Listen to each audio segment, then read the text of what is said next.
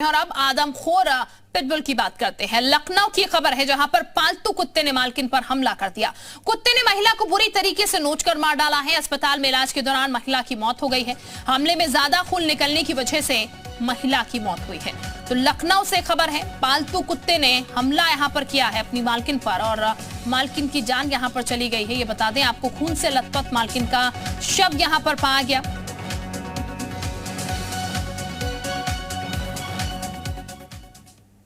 इस वक्त हम लोग उसी आवास पर मौजूद हैं और आप ठीक सामने की विजुअल्स में देख सकते हैं कि ये वही पिटबुल डॉग है जिसने जो महिला है मृतक सुशीला त्रिपाठी पर वार किया और करीब 12 घाव इसी श्वान के द्वारा दिए गए। देख सकते हैं आप सामने विजुअल्स में, ब्राउन कलर का पिटबुल है। लगभग 4 से 5 वर्ष की इसकी आयु बताई जा रही है। बिच है और तो ऐसे में कितनी हमलावर और कितनी ताकत है इसमें, पावर कह सकते हैं आप कि कितनी क्षमता के साथ इसने वार किए होंगे कि करीब 80 साल की जो मृतक महिला सुशीला त्रिपाठी की उनकी मौत हो गई। 12 घाव पूरे शरीर में मिले जिससे लगातार खून का रिसाव होता रहा और कई घंटों तक उनके शरीर से खून निकलता रहा। किसी को जानकारी नहीं हुई, वो पूरी तरह से कह सकते हैं आप कि लगभग 1-2 घंटे तक वो कमरे में ही पड़ी रही, जिसके बाद उनका बेटा जब सुबह आता है कमरे में तो उनका खून से लथपथ जो शरीर था वो कमरे में पड़ा हुआ था। ठीक सामने विजुअल्स में देख सकते हैं ये वही खूंखार पिटबुल डॉग जिसकी वजह से आज एक सुशीला त्रिपाठी जो महिला है उनकी डेथ हो गई। हालांकि आज सुबह ही बताया जा रहा है कि सुबह उनके बेटे, क्योंकि कल उनका अंतिम संस्कार हो गया था, तो ऐसे में उनकी जो अंतिम क्रिया है उनको पूरा करने के लिए सुबह करीब 5-6 बजे के आसपास ही उनका पूरा परिवार जो अंतिम क्रियाओं के लिए प्रयागराज संगम के लिए निकला हुआ है। कैमरामैन दिवाकर के साथ शुभम पांडे, जी मीडिया, लखनऊ। बेटे की तरह पाला और आज वही कुत्ता उनके लिए काल बन गया। इस वक्त हम लोग मौजूद हैं सुशीला त्रिपाठी के आवास पर। ये आप देख सकते हैं कि ये घर है और इसी घर में जो उनका करीब 3-4 साल से एक पिटबुल जो ब्रीड आती है उस ब्रीड के कुत्ते को लगभग पाल रही थी सुशीला त्रिपाठी दी। क्या पूरी ये पिटबुल जो कुत्ता था कैसे वो इतना आक्रामक होता चला गया और ये इस घटना के दौरान कौन कौन था कौन नहीं था, इस पर हमारे साथ बातचीत करने के लिए मोहल्ले के कुछ लोग हैं, आसपास ही रहते हैं, उनसे समझते हैं आखिर सुशीला त्रिपाठी जी का क्या व्यवहार रहा। आप लोग तो बचपन से देख रहे होंगे कि जब वो आया तो सुशीला त्रिपाठी जी कैसे उनके साथ जो कुत्ते के साथ क्या व्यवहार रहा और कब लाई उसे? ये तकरीबन 1.5-2 महीने का बच्चा था जब लाया गया। अच्छा, ये बिच है और पहली चीज़ तो ये है कि ये एक प्रोहिबिटेड डॉग है जिसको कि घरों में रखने के लिए परमिशन नहीं है और तो इसको रखना वो उनका शौक़ था, उनके बेटे का शौक़ था, लेके आया रखने के लिए।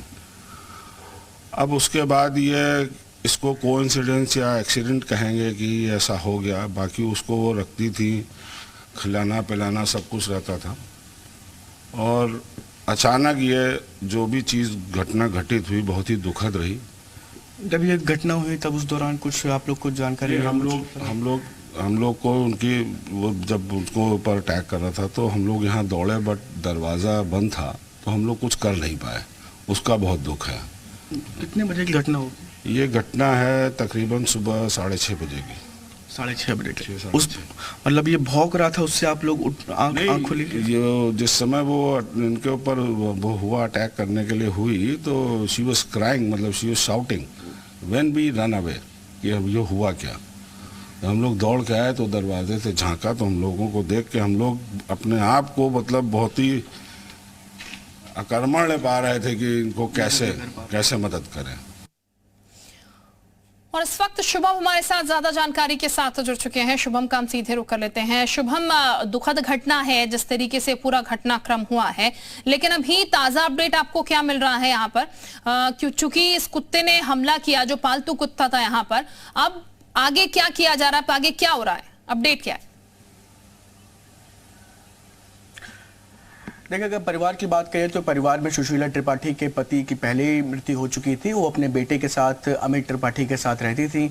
बेटा उनका क्योंकि जिम ट्रेनर है तो वो घर पे जो है जिम के लिए निकल जाता था। सुबह करीब 6:30 बजे की घटना है। उस दौरान पिटबुल जो डॉग है उसने उनके ऊपर हमला किया और करीब 12 से 13 घाव किए। खून का रिसाव होता है, जिसके बाद उनको बलरामपुर अस्पताल ले जाया गया, जहां ट्रामा सेंटर ले जाया गया और फिर उनकी मृत्यु हो गई। अभी उनका जो उनके बेटे हैं, अंतिम क्रिया करने के बाद अब अस्थि विसर्जन के लिए जो जानकारी मिल रही है कि प्रयागराज संगम के लिए निकले हुए हैं। घर पर अभी उनके कोई शायद काम करने वाली जो नौकरानी है वो रुकी हुई है।